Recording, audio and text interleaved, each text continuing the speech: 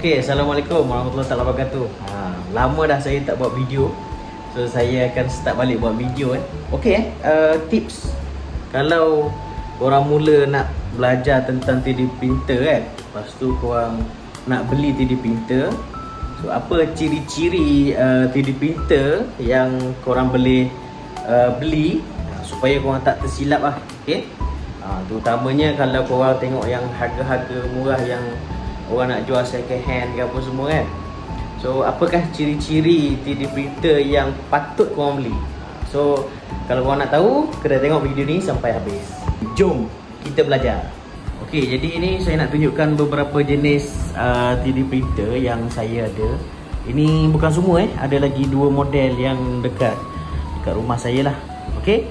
So yang ni saya nak tunjukkan beberapa perbezaan di antara 3D printer yang ada lah. Okay.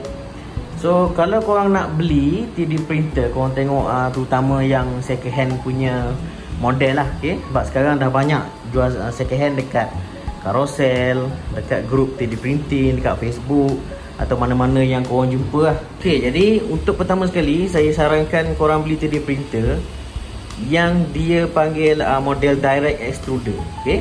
Direct extruder ni macam mana? Direct extruder ni, kalau kita tengok kat sini, ni dia punya nozzle head ni punya nozzle head. Okey, ni seketul 3D printer kan. Okey. Ini dia punya nozzle head lah. Okey. Ni nozzle lah, nozzle yang akan keluar plastik yang panas kan kat sini kan. Okey. Dia punya gear extruder dekat sini. So model ni dipanggil direct extruder punya model. Okey. So filament akan masuk daripada sini. Lepas tu ada filament sensor. Filament sensor ni pun plus point lah. Okay, extra point kalau printer tu ada. So lagi memudahkan kerja lah. So kalau filament habis, dia akan putus kat sini. So printer akan stop. Okay.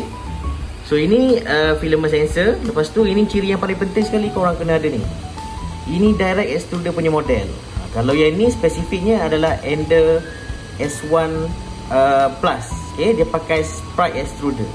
Ini sangat jarang buat masalah. Okay. Lepas tu dia ada bed leveling. Ini pun ciri yang penting jugalah untuk memudahkan kerja kita. Okay. Model ni dia sangat jarang buat masalah. Kan? Okay. So ini dia punya direct extruder kat sini. Jadi satu lagi contoh printer-printer yang lama ni, dia panggil Bowden tube. Okay. Bowden tube ni gear dia duduk kat tempat lain. Sini semata-mata nozzle je untuk panaskan benda ni je. Gear ni dia duduk dekat sini ataupun duduk kat tempat lain. Okay? Ni contoh dia. Okay? Model ni adalah model Ender 7. Okay? Model Ender 7 ni, kalau ikutkan model petak ni dia lagi bagus tau. Dia printing punya kualiti dia lagi cantik. Tapi masalah dia, punya nozzle dekat situ, panaskan, okay, kat situ. Gear yang tolak filament ni dekat sini. Ni model ni. Ni dia panggil Bowden tube. So filament daripada situ dia akan masuk dekat filament sensor. Ni bagus lah, dah ada filament sensor. Dia masuk kat sini.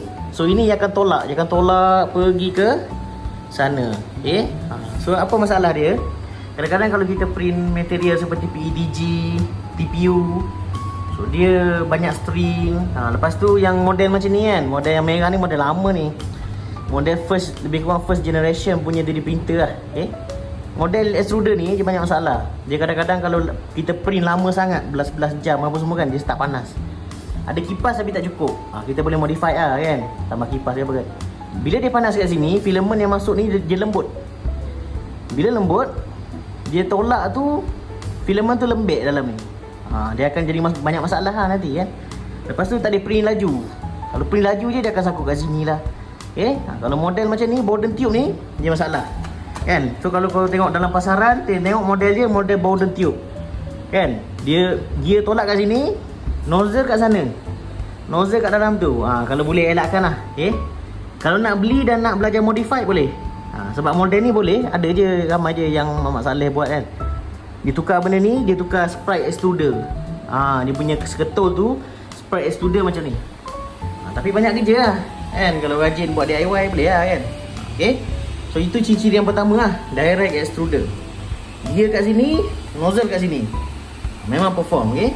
Printer ni dia boleh capai kelajuan printing 100 mm per second. Kira lah laju lah, okey lah kan.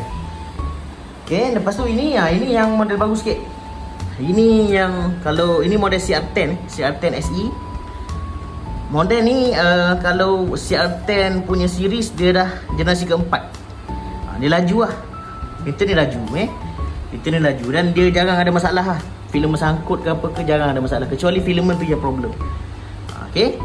So itu antara tips lah. Okay. Beberapa tips yang kalau korang nak rasa nak ceburi 3D printing punya dunia ni, kan, itu ada beberapa model printer lah. Kalau korang nak beli yang second hand, kalau beli baru tak ada masalah, korang cari model yang clipper je. Itu tak ada masalah. Saya ada 2 biji, 3 biji termasuk ni. Termasuk ni ada 3 biji yang clipper. Clipper ni mana dia punya software tu laju lah. Laju dan dia boleh buat cantik. Okay. Itu adalah sedikit saya punya perkongsian berkenaan dengan jenis-jenis 3D printer yang ataupun ciri-ciri pada 3D printer yang patut ada kalau korang nak beli 3D printer. Okay? Tapi kalau korang sekadar nak print benda kecil-kecil, korang tak ada long term punya plan untuk main 3D printing ni, korang just order je 3D printing service. Okay? Tak payah beli 3D printer. Unless kalau korang ada long term punya plan lah. Nak buat apa-apa yang 5 tahun akan datang ke apa semua, 3 tahun akan datang, korang kena beli juga 3D printer, korang beli. Okay. So semoga bermanfaat. Itu saja. Terima kasih.